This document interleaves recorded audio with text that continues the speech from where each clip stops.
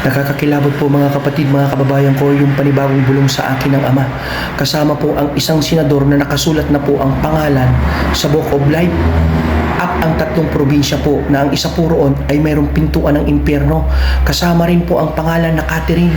Alam niyo po mga kapatid, mga kababayan ko, kagabi po ay naglakbay na naman po ang aking espiritu punta sa kaharian ng Diyos. At pagkarating ko nga po sa pintuan ng langit, ipinakita po sa akin ng isang anghel ang pangalan ng isang senador na nakasulat na po sa Book of Life. Alam niyo po mga kapatid ko at mga kababayan ko, kasama po ang tatlong probinsya, ang Batangas, Bulacan, at saka po Pangasinan. At ang isang araw po doon ay naroroon ang isang malawak na pintuan ng impyerno. Mga kapatid, mga kababayan ko, kabilang po ang pangalan ng isang Catherine na ang taong ito mga kapatid ko ay pinapaalalahanan ng Panginoon na magsisina sa kanyang mga kasalanan at magbalik loob sa Diyos. At wag daw pong magdadrive ng motor nang walang helmet, malapit o malayo yung pupuntahan. Alam niyo po mga kapatid, mga kababayan ko, hindi ko po maarok, hindi ko po maintindihan bakit sa akin po ito pinapakita, binubulong ng Ama at inuutos. Alam niyo po mga kapatid ko, yung tatlong probinsya po, isa po doon ay naroon daw po ang pintuan ng impyerno. Napakalawak daw po sa ilalim, kasing lawak po ng dagat.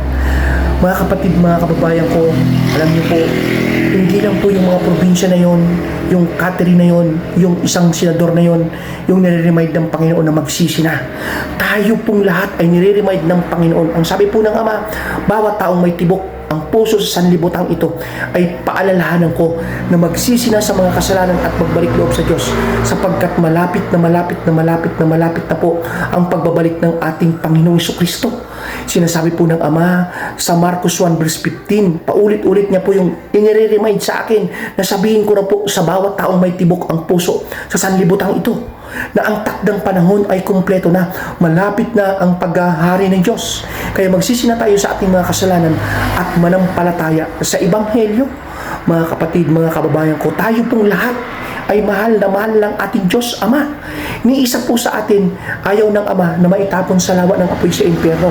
Kaya po, kaysa po tinatawag niyo po akong baliw, si Raulo, tanga, makinig po kayo sa aking sinasabi. Na kahit po paulit-ulit ako magsabi na mag-repent po tayo, kung hindi naman po natin sinusunod o pinapakinggan, baliwala po. Sabi po ng Ama, kahit 1,000,000 pa po uulit-ulitin pa rin po niya.